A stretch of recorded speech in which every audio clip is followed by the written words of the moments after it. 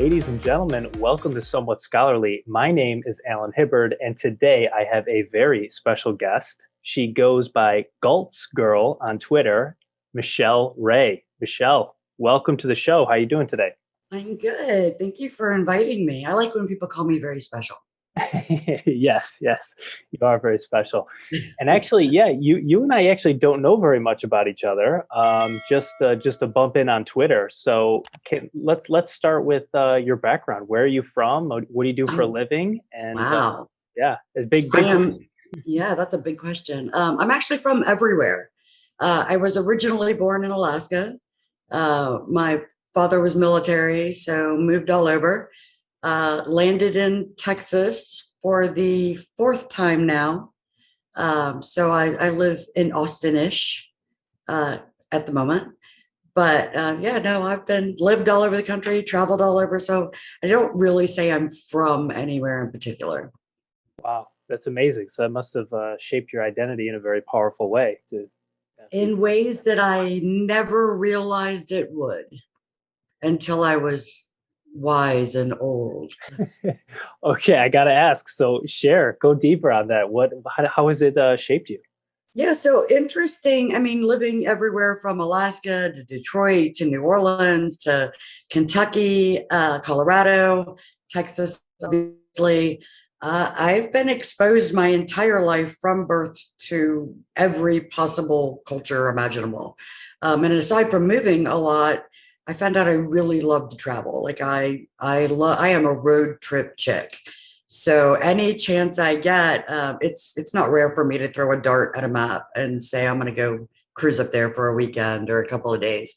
So I think that just having that experience growing up really, I mean, I didn't realize at the time I didn't grow up in a particularly political household or my parents had strong, I mean, they had strong ideals, but it wasn't like they were very drilling things into me. It was just more lead by example.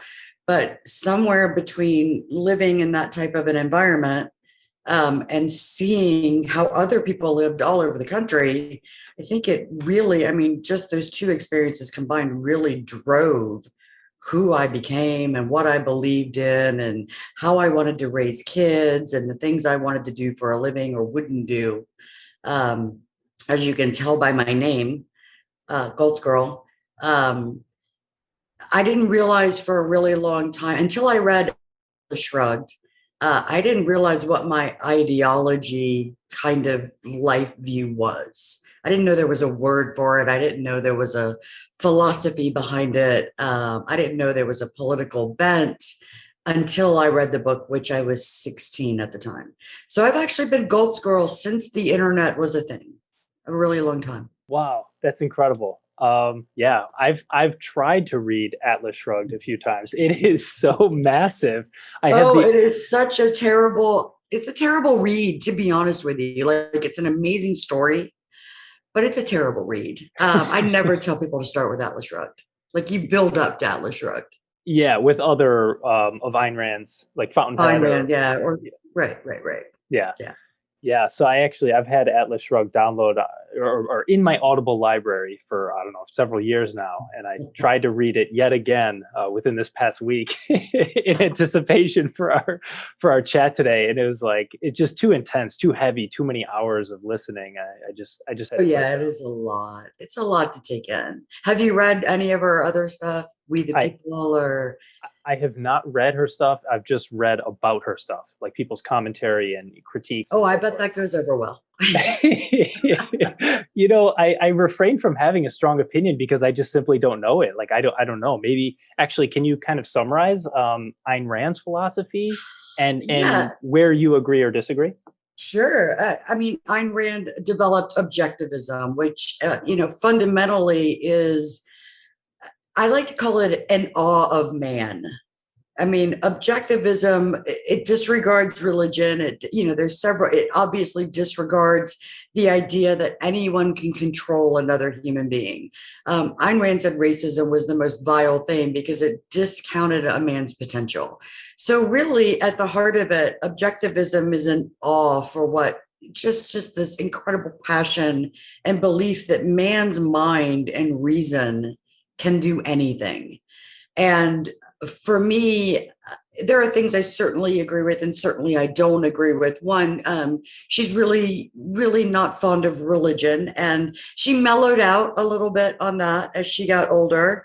I'm not saying she ever was a believer of any faith. She certainly wasn't, but I think she mellowed out on the rhetoric against religious people, if not organized religions themselves. And that's not something I necessarily agree with wholeheartedly. Ayn Rand never had a traditional marriage she never had children. And so you'll find in her books there are no customary, normal marital relationships. There aren't mothers with children prominently featured. Which is something that I've actually dealt with a lot online, and people who just despise everything. They say Ayn Rand is selfish, and that's just not how you can operate in a society. But that's a misreading of, or a not reading of, Ayn Rand. Mm-hmm. To elevate man's reason and to be in awe of what man can accomplish is not to disregard your role in society. It's to elevate it. It's to expect the best of you. So, people who say Ayn Rand was selfish and, she doesn't believe in helping other people, maybe yes and maybe no. The reality is if you put your best self forward, if you literally give as much as you can in whatever you endeavor to do, no matter what that is, raising children, being an entrepreneur, working in social sciences, whatever it is, you are, as a side effect, helping other people. You are raising children, you're providing jobs, you're leading a way. She's very, very idealistic in that regard. She abhors altruism, which is the idea that you're owed, by being a part of society, you owe a piece of yourself to society. But the reality is, if you're doing the best you can do in everything you do, you are giving, unintentionally or not.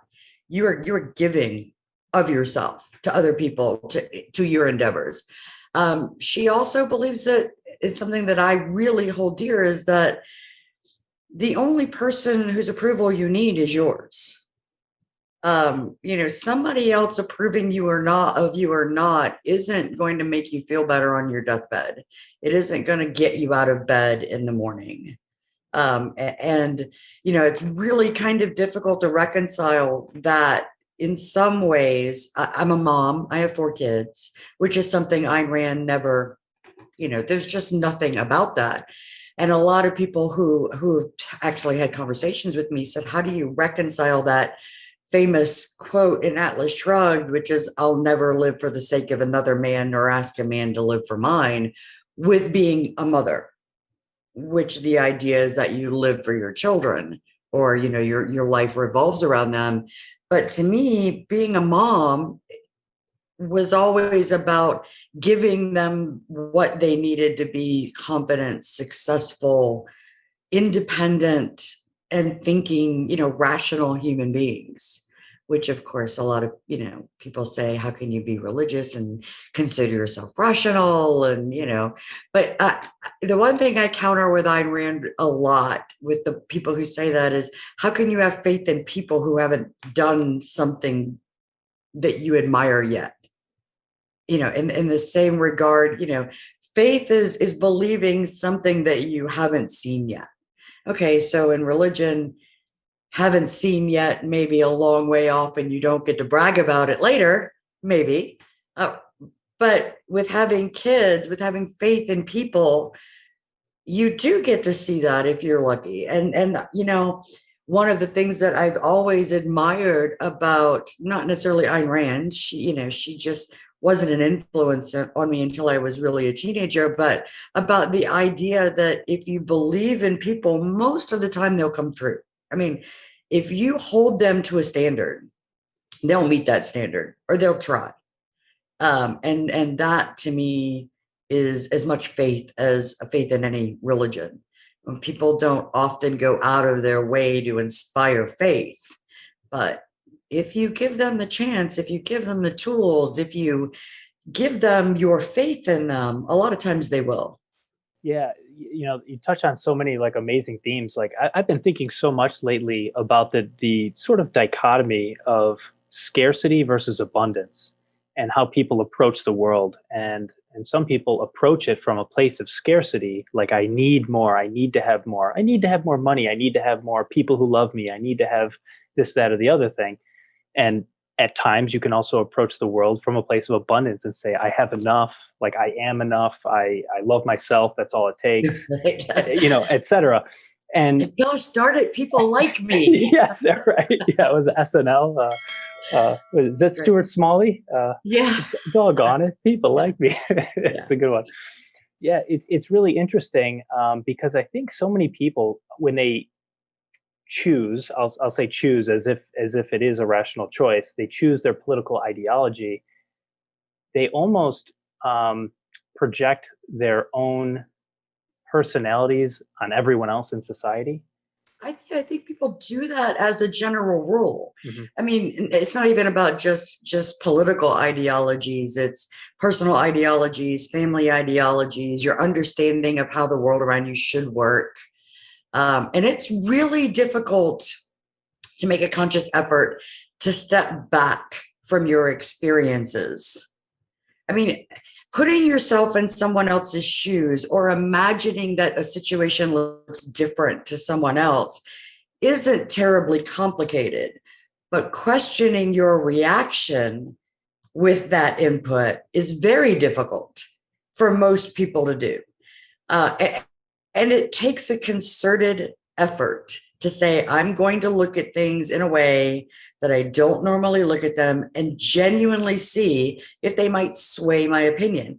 And I am of the mind that if you don't change your mind about very big things in life as you grow, then you are not living. You're not experiencing things. You are not letting yourself acknowledge that you could have been misled, mistaken, or uneducated about something, which isn't to say every situation, every point of view is going to change your mind. But I really think that the very definition of life is stepping out of what's familiar and giving something that isn't familiar a little room to see if it can fit in.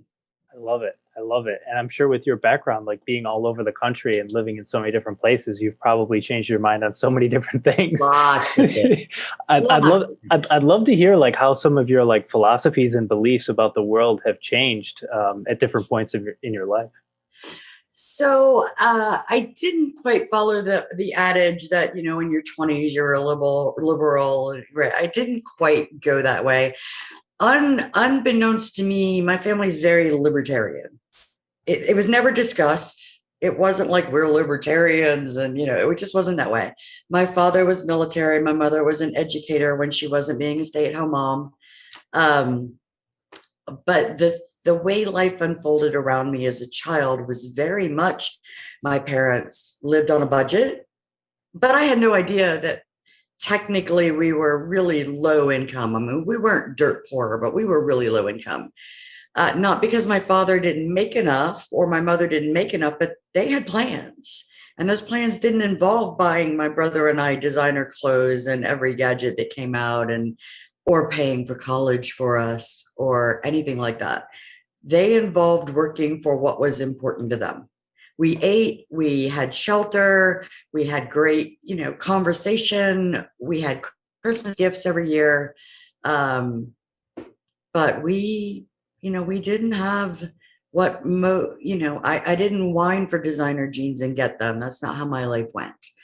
Not because they couldn't have, but because they weren't going to. That was their money. They worked for it. I never wanted for anything, and I never realized that we had less. It didn't feel that way to me growing up. But looking back, I'm thinking, crap, I shopped for new clothes in thrift stores for 12 years. Was my life less because of that? Absolutely not.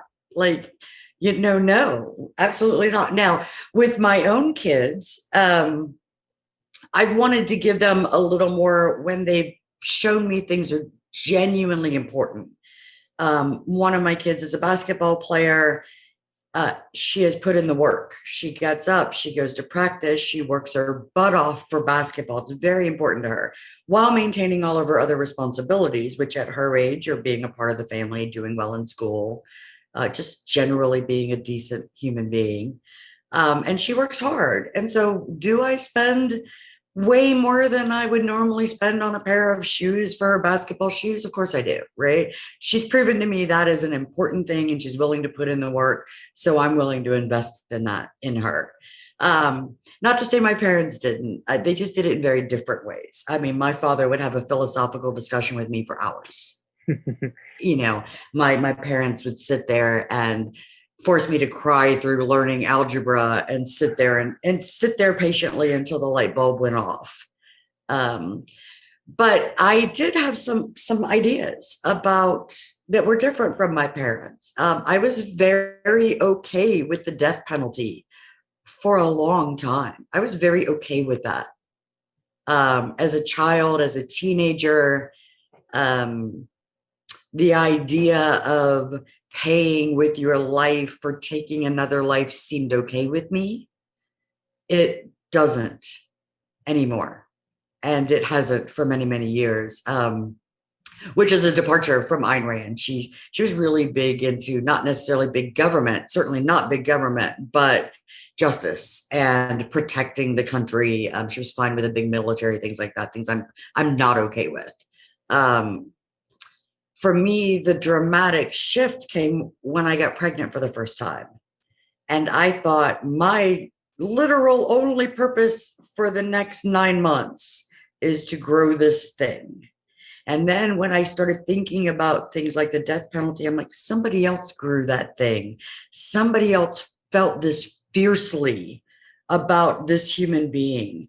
And here we are letting a group of 12 people and a judge decide that their crime, as heinous as it might have been, is best served, justice is best served by killing them. And not only that, but we're putting that in the hands of people, of processes that make mistakes. And that as I got older, the justice system in this country, I find there aren't words for me to describe how poorly executed the justice system is. And certainly not just in this country, but I live here and I watch it and I see it. And to me, it serves the exact opposite purpose of what it is supposed to do. It makes so many more criminals, and it instills fear rather than promoting peace and community. And somewhere we went very, very, very wrong with justice. And so that was a dramatic shift for me. Yeah. Yeah. You know, the death penalty isn't something I've thought too much about compared to some other political issues, but my gut reaction is that it seems like two wrongs don't make a right. You know, if one person takes a life, you know, it's taking another life doesn't necessarily like even the scales, or it doesn't like achieve a balance of some kind. Now you've just taken two lives. Like there are two lives gone instead of one, or whatever the numbers are. So Right. I'm not sure. You know, I don't have a strong belief in what the answer is, but it does kind of rub me the wrong way, I guess, as at least as a starting point. Yeah. And I call myself pro life, and I can't genuinely call myself pro life if I'm not anti death penalty. Um, and, part of that is religious. Part of that for me is just there has to be a better, more efficient way to dole out justice than 20 years on death row or longer, and then taking another life. That just, to me, that no longer makes sense. But there was a time in my life when it really did. um, I am adamantly against this country's definition of a safety net. Not that I'm against the idea of providing for those who cannot provide for themselves, but this country's definition of a safety net does the exact opposite of my ideology, which is to have faith in people. What it does is it tells people that you don't have to try because we don't expect it of you. And though, as a mother of 4 kids, the absolute worst thing you can tell a child is, it's okay. I don't expect anything of you, and I'm going to give you things anyway. And to me, to translate that in a way that you treat people, adults in this country, is insane. I think there are far better ways, far less onerous ways to execute the idea of a safety net in this country that lifts people up, gives them a goal, puts faith in them that they don't need to be dependent and don't need to be reliant, and reserves the things that need to be given to people who absolutely cannot provide for themselves or their families for whatever reason. It's not even about means testing for me so much as it about I have faith that people are capable and intelligent and, given the right motivation, ambitious almost to a fault, almost everyone, until you spend a lifetime telling them they can't do something or don't need to do something.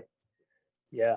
And at this point in time, like in the last few months, I have many family members and friends who are, ages 18 to 30, let's say, who are on welfare, not because they need it, but just because they qualify.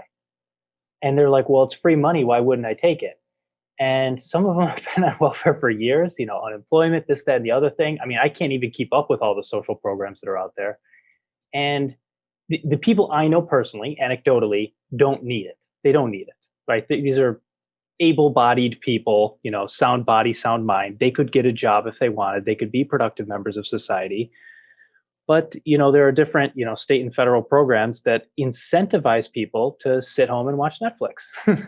Yeah. and they almost brag about it. Like, yeah, I got another, $2,000, $10,000, whatever the numbers are. And, whatever. And it's like, you're really only hurting yourself. Like my message to people is like, try to get off those programs as soon as you possibly can, and try to stop mooching off your parents, try to stop mooching off whoever, because I believe in humanity. Like, I know people can do it. Way more people can, take care of themselves than who are doing it right now. And I also know that when people do fall on hard times, like let's say you try to start a business and you can't do it, there are so many like open-hearted people in this world that will lift you up, like your Yes. neighbors, people in your community, everybody. You don't need to appeal to someone in Washington to take care of you. Somebody next door is going to take care of you if you fall on hard times. I'm positive. I don't care what city you live in. There are good people everywhere. We've gotten, so this is, there's, you said 2 things I found very, very interesting, like the stop mooching off the government, stop mooching off of your parents. I am super exacting about language. One of the most frustrating things for me these days is the manipulation of language. The government has no money. Yes. So you're not mooching off of the government, you're mooching off of my children. And I will be very blunt with people who brag about being on welfare. Like, you're taking food, you're taking vacations, you're taking college out of my children's lives. It's not the government's money, it's mine, because I go to work every day, because I pay my taxes. And the stop mooching off a family, I'm going to argue with you a little bit. Okay, go ahead. When you have kids, it's not an 18-year commitment. It's a lifelong commitment. Now, if your parents want you to get out of the house like mine did, like I got luggage as a high school graduation gift, I mean, that was a big hint. Then yeah, if you're starting to abuse the situation your parents have given you, then yeah. But I firmly believe the first place you should turn when things are difficult is family. Now, if you move out at 18 and you go to school and you gotta, get your degree, or you don't, you move out after high school and you try something and it doesn't work, you should be able to go home. I think you should be able to. One, it's not just about money, but your parents, your family are going to be the people who are going to lift you up the highest. They're going to give you the most. I find it so awful that we are okay with breaking up nuclear and extended families for the sake of the way we live life today. Um, and it sounds contradictory. Like, I love to travel. I lived more than 1,000 miles from my family. But I talk to my mom 2 or 3 times a week. My father randomly texts me about Bitcoin. My son lives more than 1,000 miles away, my oldest child.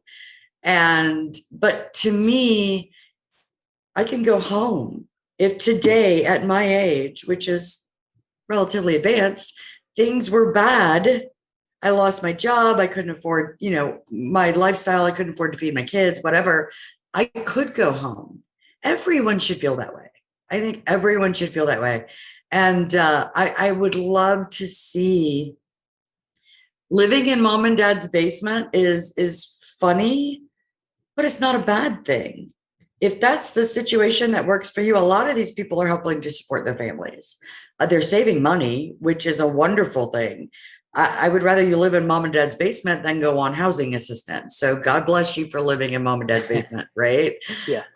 Now, if you're living in mom and dad's basement and playing the sympathy card and whatever, that's a different story. But I would really love to see people who are more libertarian-ish, whatever, promote the idea that staying close to mom and dad, whether that's physically close or emotionally close, is an perma answer to most of life's major problems, whether it be money, whether it be emotional support, whether it be having somebody who can be there immediately for you if you have some medical issue. That's the answer, right? No one should feel so alone that they can't pick up the phone and call mom or dad or their brother or their sister, or as they get my age, their kids. So I would love to see that cultural shift. Independence is a beautiful thing, but independence doesn't mean severing ties. It doesn't mean shallowing the bonds of family. I think it should be proof that your parents did a great job. And if all else fails, they'll be there to help you do it all over again. Yeah, I definitely agree with you. So I apologize if I sounded like I Oh, meant to no, be, don't. if I'm like anti-family. I didn't mean to imply that at all. So for anyone listening, no, I'm not saying like you can't get along with your family or stay in touch with them. Yeah, no. For me personally, actually, when I not only moved out, because I moved out when I went to college and basically never went back, but I had like some financial ties to my parents. Like my dad paid for my cell phone bill until like my mid or late 20s, and I just reimbursed him. Like I stayed on the family plan because it was cheaper. And there was just that one financial tie. And I don't know, I didn't realize how much it actually affected my mindset about the world, not just like my relationship with my dad, but like my mindset on the world, until I actually went on my own cell phone plan, which is like a very strange thing. But anyways, once I finally did that, actually my relationship with my father improved. So yeah, and I felt better about the world and so forth. So I don't know. I guess my mini lesson there is like try to be independent if you can, as independent as you can be, as early as you can be, and also have beautiful family connections and so forth. So I think you can have both at the same time. Yeah, no, I agree. And I think interesting, the one positive, or one of the few positives about the way people connect today, which is not generally physical. I mean, the way people connect today is that you can forge really close relationships, if that is something you want to do, with people who aren't necessarily blood family. I mean, I met my very best friend in my entire life. I mean, high school, college, everything. I didn't meet her until I was older. And I met her online. And you know, I couldn't live without her. And I have called her when things have been horrible in my life. I've called her when, my son was in a very terrible accident many years ago. And she was the first person I called, even before my mother. Um, and she was the person that lifted me up. I was traveling for a job that I had that required me to be on the road for 19 months. And she was my home base. Her house was open to me. I had my own bedroom there, and it was always open. She gave me a key. She fit me into her family. And so I think, if people took the opportunity that is right at their fingertips, literally, to make real connections with people instead of the superficial argumentative connections we tend to make online, you can enrich your life in immeasurable ways. Like, I've had good friends. I mean, I'm a grown woman. I've had good friends in my life.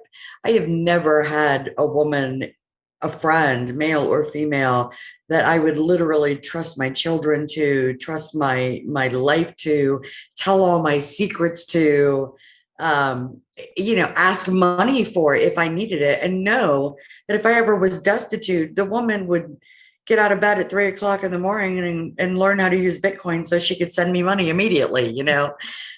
That's the kind of friends you need to make. And they're all out there. And instead, we spend so much time pushing people away, putting barriers between us. And to me, that is the frustrating thing about being online. It isn't that I disagree with people. Disagreeing with people is amazing. It lets me sharpen my arguments. It gives me new perspectives. Um, it's that they put this wall up and I can't get to find out how amazing they are, what their talents are, what I mean, selfish as that sounds, fit into my life, offer me something I don't have, and let's get tight. Let's forge a friendship. Yeah, I I mean, love it. That's actually why I like a conversation like this. Like, I'd rather spend an hour with one person rather than like mindlessly scroll on Twitter and right. interact with 100 people in meaningless ways. Yeah, I met her on Twitter. So when she watches this, and she will, because she loves me, she'll know. Like, I mean, it seems silly, but I fell head over heels in love with her the moment we met in person. Like, I already really liked her, and we had great conversations online. But the moment I met her, I mean, in every way you could possibly love a person, I thought she was a beautiful person and so fun to be around, and really just fit into my life. And I had no idea this thing was missing until I met her. And the idea that people give up that opportunity every single day on the internet blows my mind. You ask people, what do you want? I want to be happy. I want to be loved. As you mentioned earlier, you want to be loved. You want to be comfortable. You want to be happy. Abundance is at your fingertips. And instead you choose to, like, possibly insult somebody who could have been the most important influence in your life. That blows my mind. Yeah, it is crazy. So in the past year, obviously we've had like, COVID and lockdowns and all that. And so a lot of people are going online and interacting with each other, sometimes nicely and sometimes not. How have you noticed things change in terms of like making relationships and people interacting with each other, in the last year or so? Well, for me, it hasn't. So I've worked from home for off and on for about a decade. And actually doing social media is part of my career. So, in many industries, obviously, I'm in crypto now. I worked in politics for a while. I've done retail clients, so I actually turned social media into a career, which was great for me. Um, so, as far as how I interact online, what's actually changed for me is listening a lot more than I'm typing. I've tried to push aside headlines and reactionary information. The news cycle lasts 24 hours. It doesn't matter how big the story is. It doesn't last very long. But I follow a lot of people on social media, whether I directly follow them or they're on a list, and you can learn a lot about people's situations. So I've spent the last year ignoring the screaming and yelling and the divisiveness and listening a little more deeply than I think I did before. Social media for me before was very proactive, um, putting myself out there, putting my clients out there, um, building brands, whether for me or for my clients. Now it's a lot more about how do I cater brands and myself to fit into the needs of the people that I follow.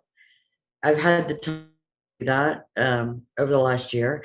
I've been surrounded by my kids and heard a lot more about their needs, which sometimes is great and sometimes is not. Um, but it's given me the chance to figure out what I want social media to do for me, what I want being online to do for me. And I want it to teach me. I don't necessarily want it to promote me. I have a decent Twitter following. I have brand built elsewhere. My ideology is out there. I don't have to worry. I don't care about being canceled. And that might be a good discussion to get into next, like why I don't care. Like, how can I not care? Um, but I think that this year, social media has been able to work for me figuring out what I want in life going forward. Like, how do I want to interact with people? How do I want to get something out of this? And for me, social media is such an amazing learning opportunity. Almost everyone I follow for three purposes, people on any social media platform. They can entertain me, they can educate me, or they can challenge me. And none of those is a bad thing. So, I mean, I'm really trimming down who I follow, what I pay attention to, and deciding, does that enrich my life? Does it give me something to take out of today? If it's useless tomorrow, I just wasted my time. Yeah. I'm not real big into wasting time. Yeah. No, I hear you. I love it. That's awesome. Those are three good reasons. I like it. Yeah. So actually, let's talk about your ideology and why you don't care about being so transparent, and then what your ideology is. I made a decision, and again, partly because of the way I was raised, not, it wasn't hammered into me to be this way or anything like that. Partly because of my experiences of seeing, people in different cultures and different lifestyles. But I made a decision a very, very, very long time ago that only two things were going to be my bedrock. Family is the most important thing in my life. No matter what else happens, as long as I have my family, we'll figure it out. And debt is slavery. The minute I owe someone any kind of a debt, I no longer own my time, my thoughts, my comfort until that debt is paid off. And of course, from those stem work that I have to do. One, I have to be willing to live on a budget within my means. I have to be willing to understand that that also means being prepared for the unexpected. I have to be willing to give up things that I want, or plan for them very far in advance. I have to be willing to tell my children, you can't have these things you want, and be mean mom. And I have to be willing to work on those ties with my family, whether that's blood relations or like my best friend. I have to be forgiving. I have to communicate. I have to make the effort to keep in touch, and not the way that's convenient for me. But I have to call my mother. I can't text my mother. She's not going to text me back. That's not building a relationship.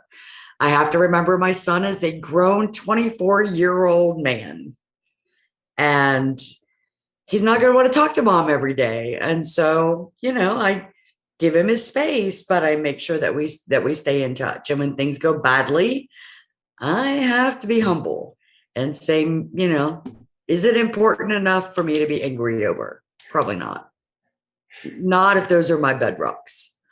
And because I am not in debt, because I don't, if I were to lose my job tomorrow because of something I tweeted, it wouldn't matter dramatically to me.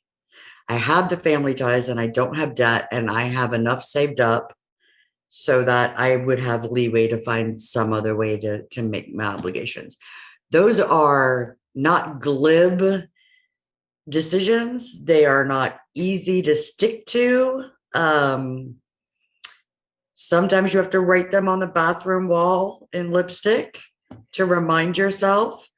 And sometimes you have to sacrifice things that are at the moment very, very, very important to you. But because of that, I can say anything I want on Twitter. Yeah. I have no fear about losing my job. And that is a brilliant place to be. I have no fear that if I got fired tomorrow, I would lose my home or not be able to feed my kids, or not be able to go see a movie if that's what I wanted to do. And that's a powerful, powerful place to be. And what I've had to give up for that, I don't miss at all. Like, do I want to take my kids to, Chile for Thanksgiving? Sure. It's been a dream of mine, right? But would I rather spend months panicking about paychecks, about paying bills, about robbing Peter to pay Paul? That anxiety is so stressful, and it makes me miss everything else. Like, I am a super sap. I am one of those people that uh just like, I don't want to live to work. I want to live to watch my kids giggle and, watch my friends have amazing days with their own children, or watch my parents literally enjoy their retirement, whatever that means, without stress or without worry.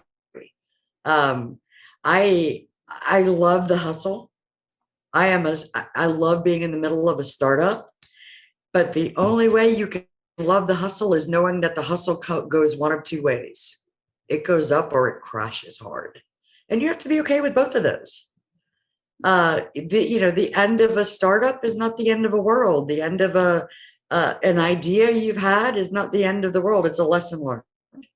And once it takes a while to get there. You're not there at 16. As a 16-year-old girl, the last place you are is, it's not the end of the world, because everything's the end of the world. But somewhere between, I'm going to say, my late 20s and mid 30s, I realized that short of a terminal illness, it's not the end of the world. Nothing is, which Yeah. is it's such a powerful place to be. Sitting outside in the morning, watching the sun come up, drinking coffee, that's life. Yeah, I hear you. That's sort of where I'm at now. It's an amazing place to be. It is. It is. I'm 32, engaged to be married, no kids, but Congratulations planning. Oh, thank you, thank you. on both counts. Yeah, thank you. Yeah, and we talk about the type of life we want to build together, and most important thing is basically what you said. It's like debt is slavery, and it's like number one is getting out of debt, not just financial debt, but like this cognitive debt where I like mentally owe somebody something in my brain, or I owe an employer something. I mean, it's fine to have a job, obviously, but like you want to work, in my opinion, in our opinion, you want to work because you love the work, not because you need the Right. paycheck. And I have so many friends who I love. Obviously, they're my friends. Many of them seem stuck at some job, and the job is requiring them to do something that they personally don't believe in. It goes against their values, but they just can't afford to lose their job. Sure, And they can. yeah, well, exactly right. I would agree with you, but they don't see it that way. Where it's like it would be the end of the world. The end of the world if I lost my job. And some of them, they have 1-year-old children. They have 3-year-old houses, and it's a tough spot to be in. And like my heart goes out to them. And it's just like sometimes I want to shake them and be like, just quit your damn job. Like you're gonna be fine. Like I know it's scary, but like you will be fine. And it's like I don't know. It's like you No, can't you're choose your not. I life. mean, I'm in that place. I mean, and honestly, as a friend, I think it's okay to say that. Like, I have told friends who have been so stressed about the most insane, to me. I know it's not to them. I know that tied up in knots, can't sleep. How am I going to take care of my family? I know that feeling. It is the worst. It's the worst. So my answer to my friends who are there is like, why are you doing that to yourself long term? If you quit today, literally put in your notice today, what's the worst thing that's going to happen? You have to move back in with mom and dad. You have to bunk with some friends for a while. You have to borrow a little bit of money. As a society, we have this bizarre thing where we're fine screaming for the government to take care of us, but we're afraid to ask our friends and family for money, or for a place to crash, or to hold our hand if that's what we need. We're so afraid of real relationships, but we're fine with demanding some stranger out there handle things for us. To me, I would have more anxiety about going to apply for welfare than I would calling my mom and being like, money's tight. Can I borrow a couple $100 to feed the kids? First off, our parents don't expect us to be perfect. And I think that's a function of a change in relationship. Like, my parents know I screw up. Oh, I mean, they're in their late 60s. I'm in my 40s. They know I still screw up. Like, I don't make all the right choices. The idea that you wake up one day and you're an adult and everything is crystal clear, like, that has to go away completely. The idea that screwing up is normal and that the real safety net are the relationships you've put effort into is what, in my mind, what needs to happen. I see people who, like you, I have friends who are like, oh, I have a mortgage, I have a car payment, I have a baby on the way, and I don't believe in anything my company does. I don't like the way they treat their employees. And I say, quit and move. And they look at me like I'm this heartless libertarian. Yeah. I actually have the t-shirt. It says heartless libertarian. And they're like, how am I supposed to feed my kid? And I'm like, do your parents hate you? Do they love your grandchild or your soon to be grandchild? Because that kid is not going to starve. And do you need 6 months to figure out what you want out of life? Move into mom and dad's basement. Yes, you're going to have to share a bathroom and a kitchen, and it's going to be tight, and you're going to live out of boxes and suitcases. But you won't wake up. I've had a rule since I was in my 20s. If I wake up hating the way the next 16 hours of my day look for a period of time more than, say, 3 months, because bad things happen, you have to deal with them. But if it lasts longer than 3 months and it's attributed to a relationship or a job or something I committed to, it's time to break that commitment. Whether it's a relationship or a job or this thing I told a friend or a colleague I would do, because I'm only willing to be miserable for something for so long. There is so little, and I mean miserable. You wake up and you hate your job and you hate where you're living and you feel like you're not getting ahead. Most kids, and I say kids because I can say this now, people up to about 25, 30, what they don't realize is misery is 99% state of mind, 1% reality. Yes, totally agree. The greatest weight relief of my life I have ever felt was the day I quit the job that had paid me the most in my life. I was so exhausted mentally, physically, emotionally from trying to deliver for a company that didn't appreciate what I was doing for them. And it wasn't about attaboys. It wasn't about money. I got those. It was about taking me seriously and giving me a path ahead that I enjoyed. And I asked for it for years. And the moment I had the opportunity for a job that paid $40,000 a year less, enough just to cover my basic expenses, I quit. Yeah. To have that power is unbelievable. I walked out of that office and I thought, this is one of the most beautiful days of my life. I made a decision. I acted on that decision. And no one is in control. No one controls how I pay my bills. Can I feed my kids? Whatever. I thought, I have 3 months of living expenses. I have this opportunity. Yeah, it pays a lot less and my is going to change a bit. But I just walked away from something I hated, something that made me miserable. Aside from having children and falling desperately, madly, hopelessly in love, having that power is the best feeling on the planet. Yeah, totally. I absolutely love that. And I wish more people believed that, maybe even heard that message, believed it, and sort of acted accordingly. Because I'm not working right now. I mean, I haven't for a couple of years. So I spend a lot of time kind of philosophizing and just thinking and just really being grateful for so many things, like sincere gratitude, because I and so many others who are alive today, especially in America, like we are essentially kings and queens. Like can do anything. You go like grocery stores exist. Like those are things. You can go to a grocery store and there's all this food and you just pick what you want. It's unbelievable the world we live in. And it's like, you can walk around like, yes, I'll have a fresh ripe tomato and I'll have a mango and I'll have a box of whatever Oreos. It does like you have like we're kings and queens. Like We are.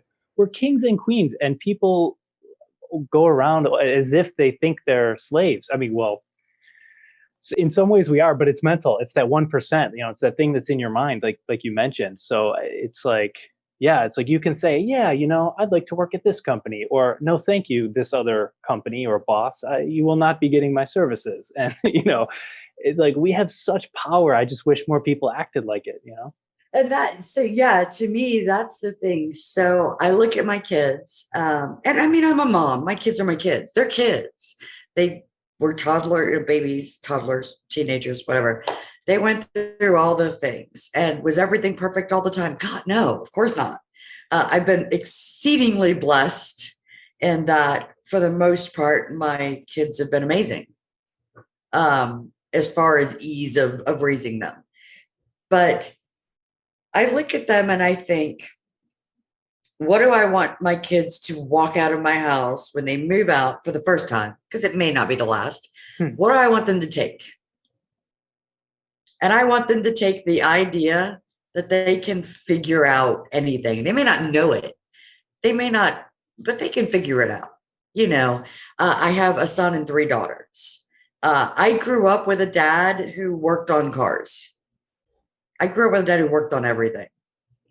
And it wasn't, you're going to learn this, that there were things like that, but they were rare. It was watching my dad fix anything. Fix the sink, sure. Fix the car, sure. Roof the house, sure. Build a windmill, sure. Fix a computer, build a computer. There was never a time I saw my father say, I can't fix that, or I can't figure out how to fix that. And oh my God, you have YouTube. What is it you cannot figure out how to fix? Explain this to me. Listen, you're not a rocket scientist. Maybe you can't go offer Elon some advice. But if your car breaks down by the side of the road and you have your phone, you can figure out what's wrong with your car. And to know that my especially my daughters are going to walk out of the house feeling that way, that almost nothing is traumatic. There's no trauma. There's no drama. Yeah. My car broke down. Okay, what's wrong with it? Can I fix it now? No, great. I'll call a tow truck. The end. That's the whole story, and I tell them about their relationships, the same thing. Are you getting something that adds to your life from this? It's okay to walk away. It's also okay to invest. If you care about somebody, you want to see them successful, you want to see them happy, they mean something to you. It's not a tit for tat. It's not a trade-off. It's is this worth your time to invest in this person? No. Thank you very much for the time we've spent together. It's been enjoyable. It's no longer enjoyable. Please have a good life. Yeah. There's no drama necessary, right? Drama is for television. Life is for enjoying. Life hands you drama that you can't control. Don't walk out. I told the girls, walk out of my house with 2 things. You can figure it out, and almost no drama is worth it. Like drama will get you nowhere. That's pretty good. Yeah. Also, I will call you at least once a week. You're taking that with them. Yeah, that's good. But to your point, I was raised in a way that wasn't overt. My parents weren't telling me how I should live my life, what their philosophy was, how I should think ideologically, what I should think about money. That's just how they lived. They were frugal with money. They had plans. They stuck to them. If I did something below the expectations that were set by them, there was a cost. If I exceeded expectations that were set by them, it was good job. I wasn't, that was a responsibility. The idea is to exceed what's expected of you in responsibilities that you commit to. I was never told I couldn't do or be something, ever. Not once did my parents say, you might want to set your bar a little lower. I got punished for bad grades. Education was extremely important to them, not public education, though. They cared about the grades because that meant, what I moved up to.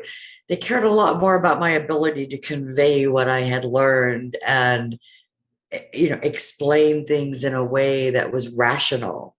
If I ever said because my teacher told me so, I probably would have got a bar of soap stuck in my mouth. But that was life. It wasn't, my parents were always like, think this way, think this way because it's important to you, not because it's important to us. You're not living my life.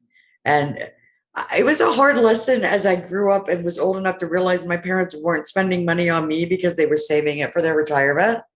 Like, you're a teenage girl. You're like, I could have had great jeans and awesome shoes and gone to the beach with my friends, but no, you had to buy land, right? As a teenager, you think that way. And now I'm like, thank God my parents had priorities and stuck to them, regardless of how angry their 16-year-old daughter might have been about missing a trip to Seattle, to get a fake ID and watch a grunge band. Yeah, exactly. That's pretty good. Yeah, I love the importance of like leading by example or seeing an example. It's not just words, it's like what you actually observe, like Right. parents and children. It's so powerful. And it's very interesting what you talk about, like looking at everything as a relationship, basically relationships with people, relationships with companies, relationships with money, yes, relationship with money, even relationship with a government. And this is something I've been struggling with a lot, especially the last couple of years as I philosophize more and more, is I think like, okay, if that company's not working, whatever, I'll quit my job and blah blah blah. And sort of the last relationship I'm really struggling with is my relationship with my federal government. Because I feel like I'm in an abusive relationship and I You are. don't know what to do. I don't know what You to are. I worked in politics for more than a decade. And I worked in politics in a way that didn't have me necessarily out front, but had me privy to a lot of what goes on behind the scenes. The tragedy for me is that the general public has no idea that there is no difference between both major political parties, and they've chosen sides against themselves. I actually can empathize with the idea that we as a country, as you mentioned, we're kings and queens. This country produces so much. We throw away so much. The idea of buying $1,000 phone every 2 years is commonplace. That's amazing, right? Mm-hmm. You ever see the Louis C.K. skit on flying? Where he's talking about you're sitting in a seat flying through the air and people complaining about the internet not working. You're like, you're complaining about something you didn't know existed until 2 seconds ago. Like, you're flying. This is a miracle, right? Yeah. The fact that we don't step back every day. Like, my thing is I wake up in the morning and I think I am laying on a mattress made of foam that is designed to keep my body cradled and comfortable and cool. And this is the best time in freaking human history to be alive. Like, I wake up feeling that way. And I'm an American, which means despite the headlines, despite scheming politicians, I have more freedom than anyone else on the planet to say what I want, to think what I want, to do what I want, to be what I want. What is there to be unhappy about? Now, you talk about your relationship with the government. Because I worked in politics, I have lofty ideals. I believe the government exists for one purpose and one purpose only: to make sure no one gets in the way of my pursuit of happiness. That's it. And to punish those who do. They're not to provide my happiness. They are to safeguard it. They're to make sure nothing is in the way. And obviously that's not reality. And so I fought for a very, very, very long time in as many ways as I could. I went to rallies, I wrote legislation, I called legislators, I joined PACs, I promoted politicians, and the answer is to get around them as much as humanly possible.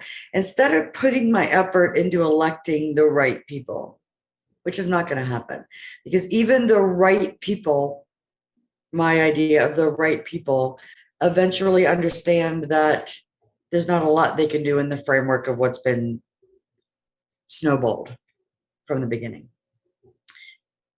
But there are ways around almost everything. One, don't owe people money. You're not going to be thrown in jail for tax debt if you don't owe any taxes. Your assets aren't going to be seized for tax debt if you don't owe any taxes. Loopholes, make very good friends with them. They're perfectly legal. Don't rely on anyone for anything that is not close to you, who doesn't love you, who doesn't care about your well-being. If somebody's not giving something to you, they can't take it away. So for me, as silly as it sounds, let's talk about the pandemic. And I live in Texas, so not long ago, just a little over, a month ago, Texas was frozen solid, 100-year storm. It was devastating, but not for me. I live in a house very intentionally that has a gas stove, a gas fireplace, and I have a gas grill, and I keep 40 gallons of backup propane at all times. I invested $19 in a bathtub liner. Oh, I'm a prepper. I should mention that. I don't like using that word because it brings to mind something that isn't reality. It brings to mind a TV show, right? But not reality. I invested $19 in a bathtub liner. And I have 250 rolls of toilet paper. Nice. It isn't because I think the world is going to end. It's because one day I might want to quit a job. It's because one day I might get sick. It's because one day my kids might get sick and I might have to quit a job. And so there is enough staple food in my house, enough toilet paper, enough soap and shampoo. There is enough things for me to cook on that no matter what, I could survive a month or two and handle something other than going to work 9 to 5 or 6 to midnight or whatever the case may be. But once you get there, people are like, oh, that's insane. Like, why do you have 250 rolls of toilet paper? Because Walmart ran out for 3 weeks at the beginning of the pandemic. And then I couldn't get to Walmart when Texas froze.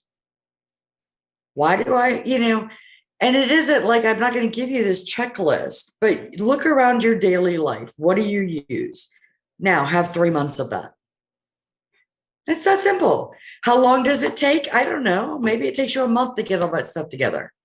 And are you going to eat the best meals if you're broke and locked in your house and don't know?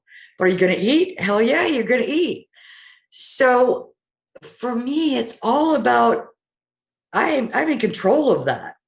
If I'm not relying on Walmart to deliver my groceries in a bad moment, then that's a lot of relief.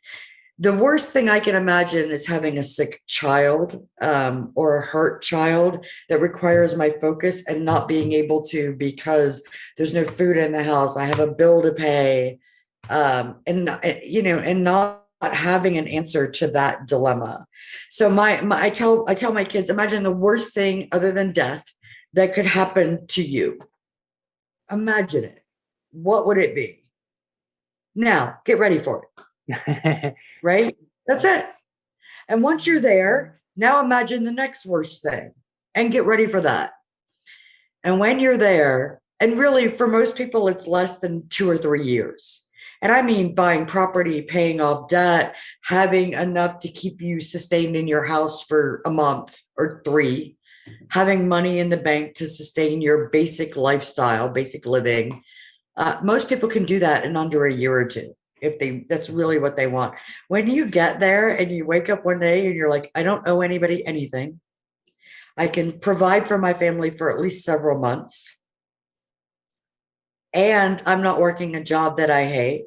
And my relationships with my friends, my family, and the people I care about are good, healthy. That there is, you're at the pinnacle of human existence at that moment. At that moment, you can literally choose to do anything. You could choose to take a month off of work. It doesn't matter. You have 3 months of living expenses. Take a month off work. A month. Imagine a month of not going to work. You could take your kids on vacation anywhere in the world for a month. Forget school. Take them to tour Europe, whatever. So as far as your relationship with your government, don't care what they do. Get to where you don't care. You can still complain, but if you have, I'm a gun rights advocate, if you have a good handgun and a good home defense weapon and 5,000 rounds of ammo, what do you care what they do? Yeah. And it's everything like that. Crypto in particular, right? It's been an amazing thing for me. It's been a learning experience for me, not because I didn't believe in the technology. I read the Bitcoin white paper and fell in love, changed my life. That moment changed my life. I was in a position to be able to do that, but I decided this is the future. This is what I want to be in. So that's what I work towards. But it also taught me things like KYC and AML are garbage, surveillance, and there are ways around them. So invested myself and said, sorry, I have a bug flying around. Invested myself in learning, like, how can I legally get around KYC? And do I care if it's legal? Am I willing to pay this price for this thing I believe in?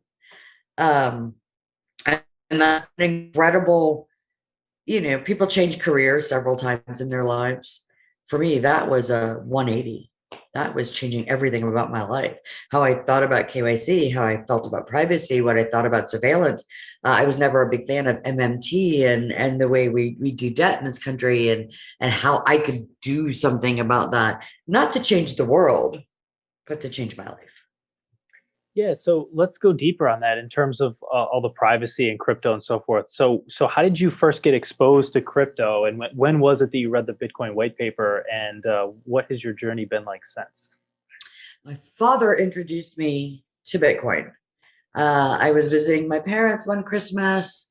My father sent me a private message on whatever, I don't even remember what messenger it was, and said, check this out, and attached a link to a message board where he had found the Bitcoin white paper. That was in December of 2011. So the end of December of 2011. Wow. The Bitcoin white paper is 9 pages. I read it in 35 minutes. The math is way over my head, but I understood from the first paragraph why. Now, I had heard of e-gold before that. I knew the e-gold story. I also knew what the government did to e-gold. So, and the Liberty Dollar and all of that. So I knew those stories. But the first paragraph of the Bitcoin white paper told me what I didn't need the rest of the white paper to tell me. Why? And I said, yep. I spent the next day and a half trying to find how to download Bitcoin Core. And then the next 3 days waiting for Bitcoin Core to sync. Because at the time, it literally took days to sync the blockchain. You had to have a copy on your machine. Then I spent another 3 or 4 days trying to get somebody to sell me Bitcoin. trying to find where I could buy Bitcoin. I didn't have a lot of success, but eventually I found somebody who would sell me Bitcoin. And whatever. Then I went home back to, my life and promptly forgot about Bitcoin, which is a tragedy because the hard drive that Bitcoin Core was on, my father wiped. It was on whatever. It's a miracle I'm still a Bitcoin believer after everything. So about mid to late 2012, I started seeing more about Bitcoin on some of the message boards and things. I say message boards, that tells you how long ago this was, that Bitcoin was happening on. And I was on Twitter, and occasionally I would see a thing about Bitcoin or this cryptocurrency. I'm going to say mid 2012, I was back in it, reading as much as I could, and not about Bitcoin, but about monetary theory and economics. And I knew I was a finance major in college, and I kind of knew that was one of the reasons I was interested in Bitcoin to begin with. But I kind of knew things were very bad. I mean, we were trillions of dollars in debt. I was paying taxes for a farce.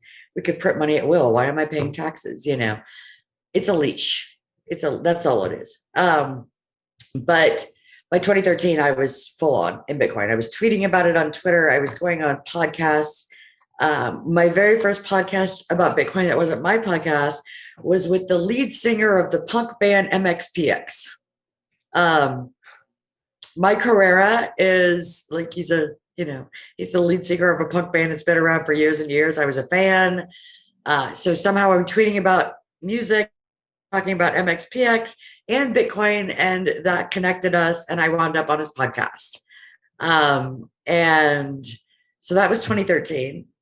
And in mid 2014, someone from a crypto wallet company reached out to me and said, "Hey, see you're tweeting about Bitcoin. How interested would you be in maybe working for a Bitcoin wallet company?"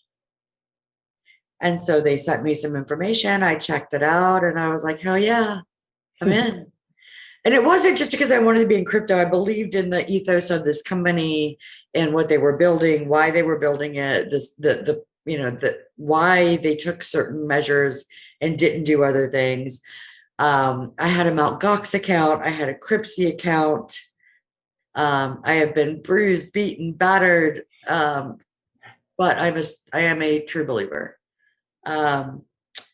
I have worked for crypto companies, for crypto projects, everything from UI, UX, biz development, fundraising, marketing, PR, digital marketing, since 2014. Wow. Holy cow. I wish I knew that an hour ago, because we could talk so much about all that, all the different companies you've worked for and all the different experiences you've had. So I know we are getting low on time. Maybe we could do this again and have like a strictly Bitcoin talk. Sure, I'd love to talk with you. Awesome. Okay. So obviously you're a huge believer in Bitcoin, and you say that on your Twitter profile. Like, I tweet about Bitcoin a lot. A lot. So why Bitcoin compared to some of these altcoins? Because Bitcoin's a dinosaur. It's the MySpace. It's the MySpace right. of the. So what do you think about that whole argument, Bitcoin compared to altcoins? So I call myself, a lot of people have called me a Bitcoin maximalist, but the reality is I'm a solutions maximalist. And right now, Bitcoin is the solution.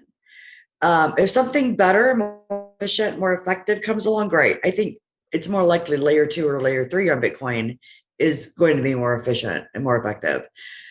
But when you talk about altcoins, they're meant to solve other problems, other solutions. They're not, excluding Bitcoin Cash and Bitcoin Gold, excluding this. Ethereum was not meant to be currency. It's not what it's for. And Stellar is not meant to be a currency. It's not what it was designed for. I'm a solutions maximalist. So I hold other cryptos. Few. I'm insane after living through the ICO craze. I'm insane about vetting teams. I'm insane about vetting roadmaps and investment. And I don't give my money. I don't buy crypto. I don't invest in anything that isn't, one, solving a real problem. creating something you think people might want is a mistake. Solving a real problem, and I'm in things like that for the long haul. Perfect example. I don't know if you're familiar with the Augur project. Augur is an Augur, rep, online REP. rep. Yeah. So I have been a fan of rep for many years. I have owned rep since their pre-sale. Um, with not an expectation that I'm going to make a lot of USD, a lot of fiat on my investment in rep. But rep was solving some problems and giving people what they wanted and doing it very methodically. They had a 5-year plan. You show me an ICO with a 5-year plan, and I'm interested. You show me a company that's solving a legitimate pain point in finances or contracts or processing or access or media or whatever, and then I'm interested. So now I'm not a Bitcoin maximalist so much as I am a solutions. And right now, Bitcoin's a solution. And right now, there's been nothing in my mind that's been superior to Bitcoin in terms of governance, foundation, infrastructure, auditability, accessibility. Now, talk to me in 2 or 3 years after all the institutional money is in there and things may change. But right now, I love Bitcoin because there's nothing better. Yeah, I mean, I feel the same way. And these criticisms that Bitcoin, it's too slow to send transactions, or it's too expensive, or uses too much energy. To me, I think Run like a node. run a node. Is that Run a node. You think it's too slow or too expensive? Spin up a node.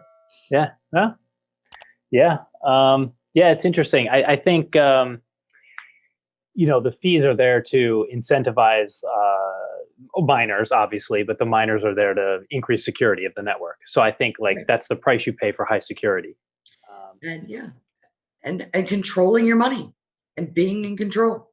Yeah, exactly. And one thing that I think is like people say like Bitcoin's too expensive to use, and I think if I'm using Bitcoin, I'm using it for saving. Like that's what money is to me. Like so, I'm using Bitcoin today. It costs me nothing, right? I'm going to use it tomorrow. It costs me nothing. It's only when I stop using it, in other words, I spend it, that it costs me money to stop using Bitcoin, to like give it up. In my mind, that's how I think about it. So people So might think I'm curious, crazy. do you think Bitcoin then is a store of wealth as opposed to a currency? Yes, I do actually. Yeah, store value, store wealth. Yes, instead of a currency. I look at, yeah, store of value is basically how I would define money, and I would contrast that with currency, basically using Goodhart's law. So, or I'm sorry, Gresham's law. Gresham's law. Basically, the presence of bad money drives out good money from circulation. So, like, whenever you have two different possible candidates for money, for example, Bitcoin and US dollars, people will tend to hold the thing that is better money, and they will tend to spend the thing that is worse money. In other words, currency. So, in my mind, I define currency as whatever the things are that are being spent a lot because they're worse. People don't want to hold them for the long term. And the thing that gets held, the thing that tends to be held more so than any of the other things, that's sort of the best money in a society at any given point in time. And so I think we're sort of seeing that Bitcoin is being the best money. It just kind of sits there, and people spend other things. They spend some altcoins, or they spend USD, they spend fiat and so forth. So that's kind of how I look at the difference between the two.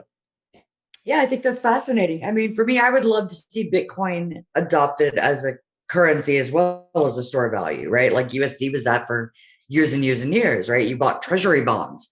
I mean, well, maybe you don't remember, but when I was a kid, like grandparents bought their grandchildren treasury bonds. The US dollar was a store of value. But faith in this system of the fiat dollar being a reserve currency and whatever. So I would like to see, and that's an interesting conversation one day about layer 2, layer 3 technologies on top of Bitcoin, making it less onerous, and really less costly to use as a currency. Lightning being one of those things, of course. But I personally, now this was long before the IRS issued guidance about whether or not you had to pay taxes on expenditures. I sit on a very expensive couch. I mean, thanks to overstock.com, my living room furniture is probably worth more than all of my other assets combined. But I've bought in coffee. Menu.com used to accept Bitcoin for local restaurants. So Thai food, God knows how much pizza and Thai food I had delivered. Plane tickets through Cheap Air. If you go back to 2025, you'll find an interview that Cheap Air did with me about, during their People of Bitcoin series. And I talked about this. The fascinating thing for me is not, is I recognize that there's this whole adoption curve. And people talk about, the whole you are here map and where we are. But what they don't define is adoption. So the fascinating thing for me isn't how many people hold Bitcoin, it's where the fork happens between what adoption means. Does adoption mean turning Bitcoin into currency? Or does it mean accepting Bitcoin as a state sanctioned, corporate sanctioned, internationally sanctioned store of value? I think that's going to be the fascinating thing to look for. And all my Bitcoin maximalist friends are going to freak out when they watch this. Yeah, that's a good point, and something I don't hear people talking about along the lines of what you just said in terms of adoption is that we obviously don't have goods and services priced in Bitcoin for the most part. They're all priced in fiat, and then they accept Bitcoin. Right. Certain merchants, at whatever exchange rate.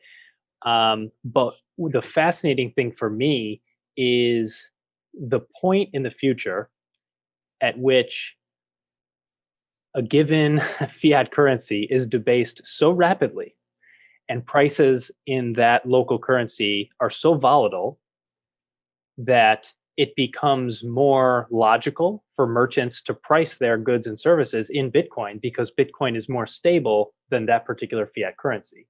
Now, that might start happening in the Venezuelas or the Zimbabwe's of the world, but eventually, I think that'll happen everywhere. Eventually, I mean, it could be 50 years from now. I don't. It's so hard to imagine the time scale at which it'll happen, but it also could be 5 years from now. In the United States, at the rate we're printing money, if what do we have? Like something like 40% of all the dollars in existence were created in the last year. Oh yeah, something like the last 27% were created in the last year or two, whatever. The thing that I find interesting is the people who say governments are going to ban Bitcoin, and I'm like, they just approved ETFs. No, they're not going to ban anything. I said recently on a show, the thing I'm looking for over the next year or two is the race is between how many hands can we get Bitcoin in before the government gets its hands into Bitcoin. They've created regulation and the SEC is involved and the CFPB is involved and they've already kind of acquiesced to the fact that Bitcoin is not going anywhere. It's real, it's investment worthy. But can we get it into enough hands that there's nothing the government can ever do? And can we keep KYC AML from turning Bitcoin into another piece of the surveillance state? Like, that's the race for me. I don't care. I could have waited 10, 15 more years for DeFi and institutional investment. I would have been fine with that. That would have been a better piece for me. I don't expect to take over a global reserve currency or become an alternative to a global reserve currency in 10 years. That's absurd. Mm-hmm. 25, 30 years of slowly getting it into people's hands to the point where there's literally nothing any state could have done except for create an alternative that was better, or try to outlaw a ridiculous number of people who hold this. Mm-hmm. That's where I would have wanted to be. But now we're in a race to get there. I mean, what is it? 1%, 2% of the global population actually hold Bitcoin. We really need that to be about 30%. And then I'm in a comfortable place. It's not going anywhere. Nobody's going to outlaw it. Nobody's going to seize it. I'm not going to wake up one day and be arrested because I hold this subversive currency. I'm going to be able to will it to my children and it's not going to be confiscated, right? Like, that's the goal. to be able to will my cryptocurrency to my children without fears that when it's transferred, it's going to be confiscated because it's some illegal currency, right? So I think that's the exciting part. I mean, that's the race. Can we convince enough people that they need to hold a little bit of Bitcoin faster than the government can convince people that they're going to take it if they do? I think we can. I think we can. I'm optimistic. I think a lot of people are coming in. Good. I love that. I guess we'll see. So, okay, I do want to be sensitive of our time. Is there any other final thing you'd like to share with everyone? Obviously, if they want to get in touch with you, they can do it on Twitter. Your handle is Galt'sGirl. Any other messages or words of wisdom you have for everyone? No, I mean, if you take away anything, it's what I said earlier. Family is really the most important thing in your life. Family, friends, family, those ties are the most important thing. And debt is slavery. You can keep that in front of you, your life will be immeasurably better. Immeasurably. I love it. I love it. That is slavery. Yes. And love one another. Love one another. Awesome. Thank you, Michelle. I really, really enjoyed this. So thank you so much for your time. You're welcome. I enjoyed it too. Thanks. All right. Thanks. Bye bye.